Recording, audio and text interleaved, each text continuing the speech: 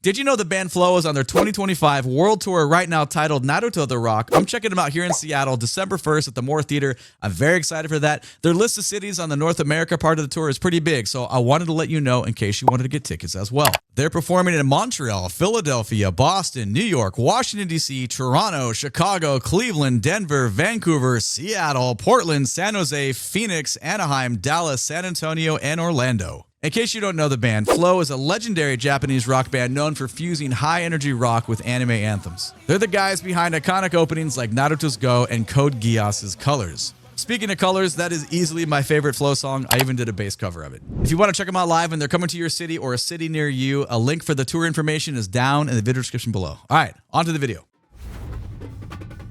This is the opening for Eureka 7. This is Days by Flow. Here we go.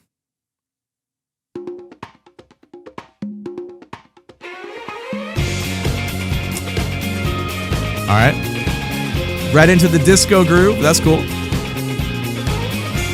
All the components are there.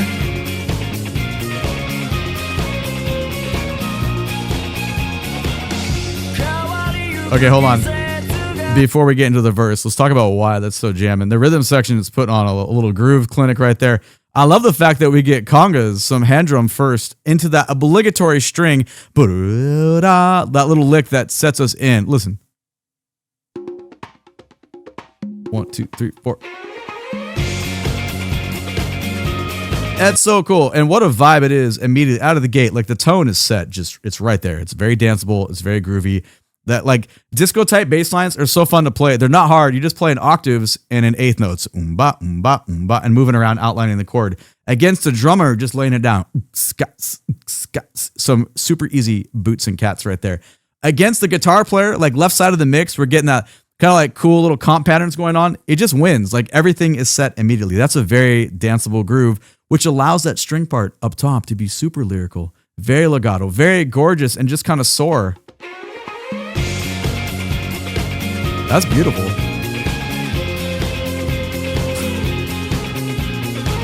Yeah, man. All right, let's keep going. We just had to talk about the rhythm section a little bit.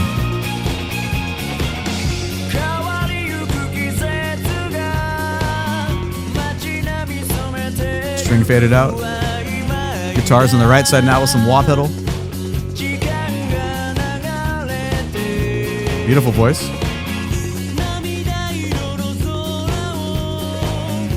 It's cool how similar they are, but different.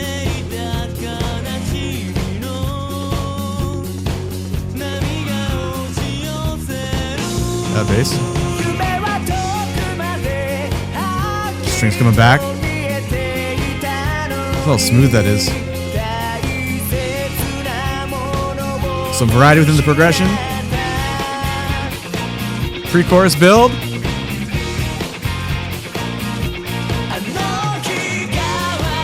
Whoa. That almost sounded like Colors the way they drop into that chorus there. The vocal lines here are gorgeous. Let's talk about what's cool about it. Obviously you can hear the individualism in their voices. However, they have a similar tone and delivery, which makes complete sense because you want the blend within your band, right? You want your singers to be able to blend really well together. So when they kind of step out and have their own display of what's going on vocally, they sound similar, yet you can identify who is who. But when they come back to sing the unison lines and the harmonies, it sounds really good when it's stacked on top of each other. I like the pre-chorus build that we got, a little bit of variation within the progression, a little bit of ensemble hits within the guitar stuff going on. It's cool. Then we're going to be into this chorus. Here we go.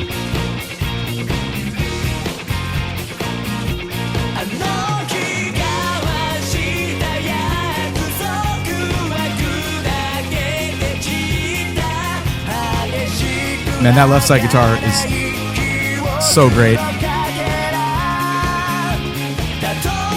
Yeah, bassist.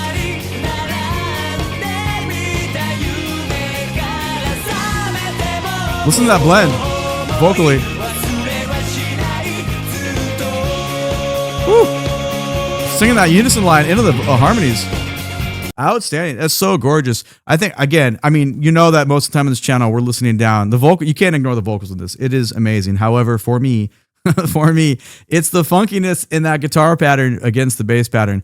None of this is ultra complicated, and that's why it's so groovy. I mean, everyone that plays, you already know this. You sit down and you play this type of tune, you know you have to stay in the pocket. Trust me when I tell you that it is so tempting as the bass player to step out and add all this extra stuff. But no, man, you got to sit there and play those octaves and just let it go. It's so great. What am I looking at on the screen here? Okay, anyway, back a couple seconds. When I look, I'm just kind of looking with my ears, and we're listening and talking about music. Let's keep going.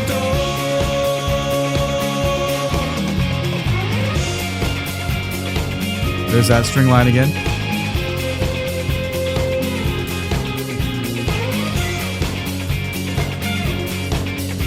Wow. I like the little gliss there. Nice contour on the writing. Verse 2. Same components with the wah pedal on the right side. Pretty much same melodic figure too.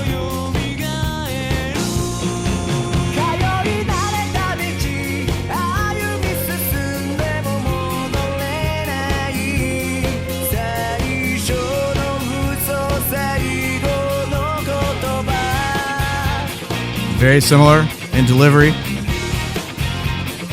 in our pre-chorus. Oh.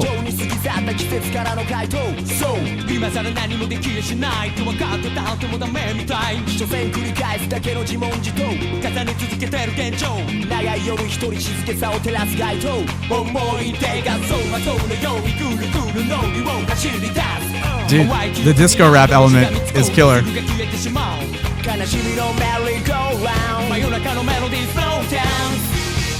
Nice. And we go back into the lick for the pre-chorus build.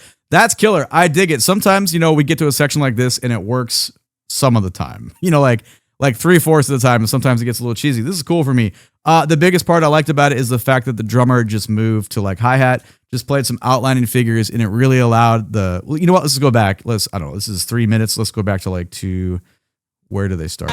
No, that's not enough. And you can kind of just grab onto why the change up in the drum works really well to allow that massively different articulation. Because obviously singing these lyrical lines versus giving more of a rap hip hop approach to it is completely different vocally. So if you change yourself and what you're delivering via the rhythm section, it's going to work really well. Yeah, hardly anything on the hi-hat on the right side of the mix. Guitarist is the biggest percussive unit right now versus voice. But even more reason why the bass player has to stay in that lane and lay it down, because that is the most kind of constant, like the fundamental. It's going to be the lowest common denominator for the simplicity of outlining the chord and just giving us those eighth notes. Because even the guitar part's still simple too, yet it has a little bit more syncopation effect versus the vocal line in comparison to the bass player that's just laying it down. Drummer comes back in, kick drum, 4 on the floor. It's like we had some claps in 2 and 4.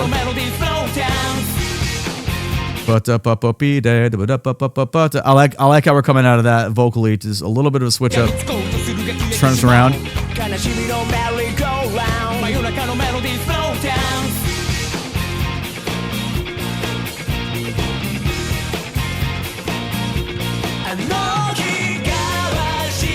Back to it.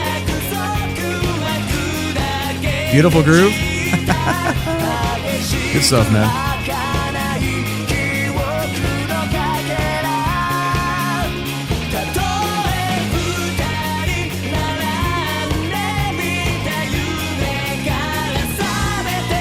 What era was this anime? I bet y'all were singing along with this.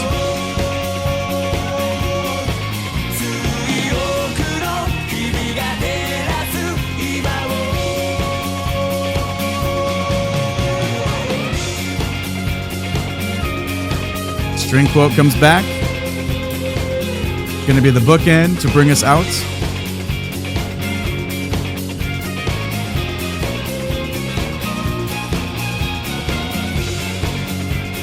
Double up on it. Oh, and the volume fade. There it is. Outstanding. That's a super fun song. So when I asked you, what era was this anime?